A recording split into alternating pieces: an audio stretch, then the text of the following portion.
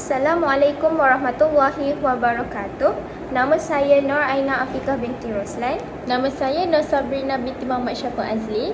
Pada hari ini, kami akan menerangkan tentang pemanfaatan sumber-sumber digital, kelebihan, kelemahan dan juga cara menggunakan digital dengan betul.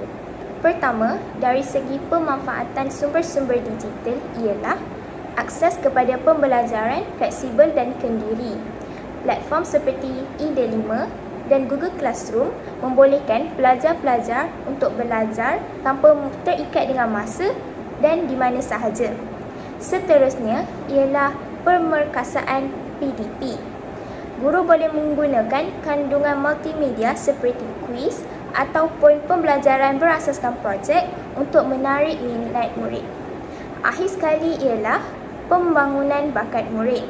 Program seperti Digital Touch Schools dan Digital Maker Club dapat memupuk kreativiti, pemikiran dan juga kemahiran menyelesaikan masalah murid.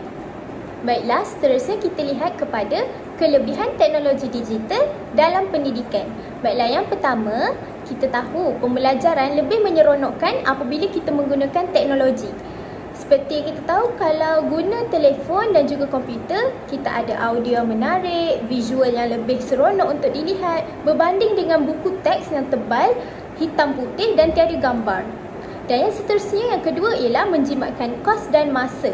Jika kita sebagai pelajar untuk mencari maklumat, semuanya di hujung jari, tidak perlu ke perpustakaan untuk mencarikan maklumat tambahan.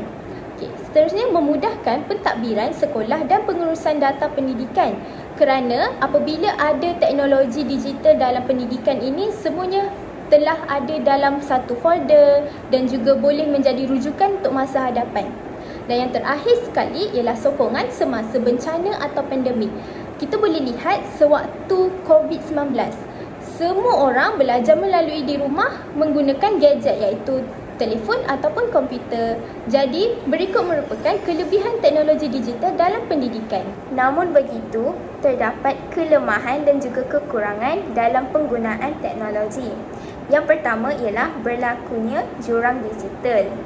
Ini dapat dilihat dengan jelas bagi mereka yang duduk di kawasan luar bandar dan juga dalam bandar. Kerana masalah dari segi internet sering berlaku di kawasan luar bandar yang menyebabkan tidak semua dapat merasa ataupun menggunakan teknologi dengan sebaiknya. Seterusnya ialah risiko keselamatan cyber dan juga penyalahgunaan maklumat. Sering berlakunya kebocoran maklumat yang membawa kepada masalah seperti scam. Akhir sekali ialah kemahiran digital guru masih rendah. Hal ini adalah kerana mereka mengalami cabaran dalam mengadaptasi dengan kemajuan internet yang semakin maju seperti yang kita lihat sewaktu PKP terdahulu. Yang terakhir sekali ialah cara sebenar menggunakan teknologi secara beretika dan berkesan. Baik, yang pertama, gunakan teknologi sebagai alat bantu, bukan pengganti guru. Seperti yang kita tahu, zaman kini menggunakan teknologi AI. Kita boleh menggunakan AI, tetapi bukanlah sebagai guru utama kita.